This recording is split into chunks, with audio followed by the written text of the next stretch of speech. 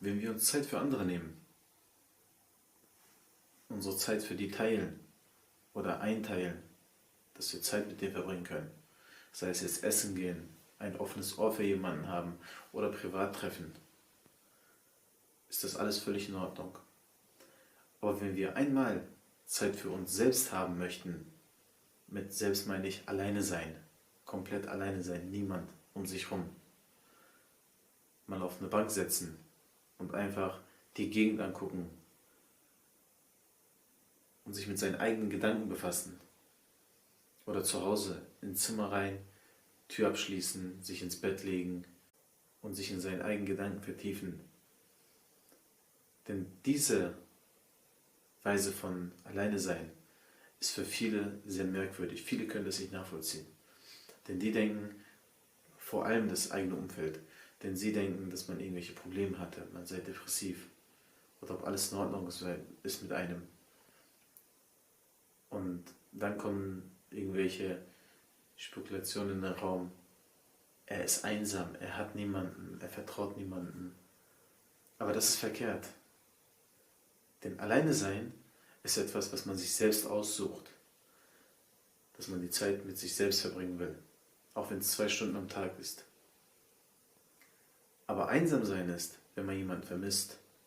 Wenn man eine Zuneigung von einer bestimmten Person vermisst. Was man von keinem anderen wiederkriegt.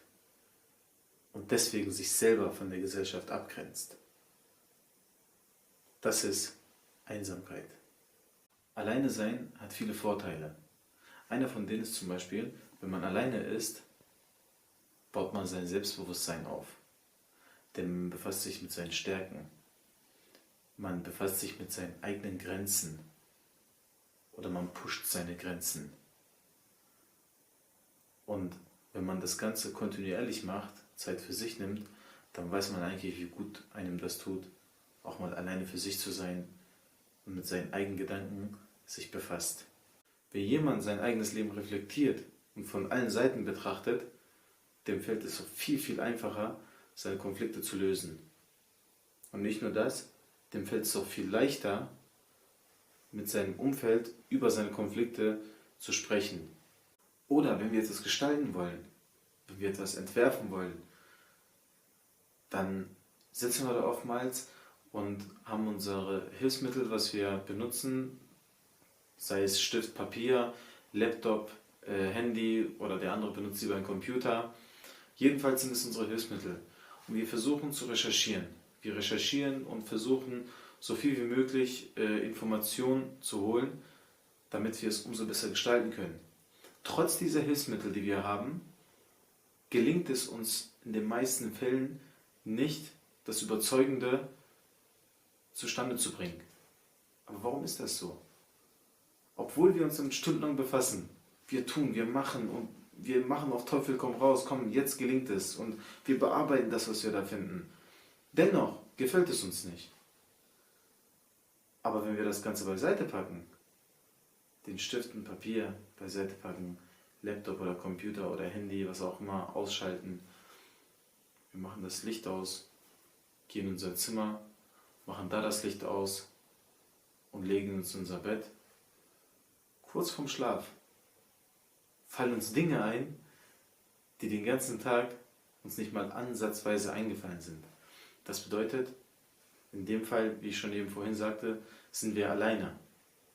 Und wenn man alleine ist und sich in Ruhe mit so etwas befasst, dann pusht man automatisch die eigene Kreativität. Egal, ob wir auf der Arbeit sind, von unseren Freunden oder von unserem Umfeld umgeben sind. Wir suchen immer nach Anerkennung. Wir streben immer nach Anerkennung. Und zwar für das, was wir geleistet haben. Wollen wir eine Anerkennung haben. Wir erwarten Gegenleistung dafür. Dass man uns dafür lobt, einen Schulterklopfer gibt und sagt, ey, das hast du toll gemacht. Oder irgendwelche warme Worte. Aber eins vergessen wir dabei. Denn das macht uns irgendwann abhängig. Wir kämpfen nur noch darum, um Lob von anderen zu bekommen. Um warme Worte von anderen zu bekommen. Und das ist der ausschlaggebende Punkt. Wenn man nämlich alleine ist, dann holen wir unsere positive Energie aus uns selbst heraus. Und dafür brauchen wir nicht andere Menschen, die uns die positiven Dinge geben. Das bedeutet, dass Alleinsein uns auch unabhängig macht von anderen. Was aber nicht heißt, dass Menschen, die nicht alleine sein können, unfähig sind. Aber die Menschen, die alleine sein können und die sich wirklich mit deren eigenen Problemen befassen können, gehen wesentlich selbstbewusster und stärker durchs Leben. Denn allein sein zu müssen, ist das Schwerste, aber allein sein zu können, das ist das Schönste.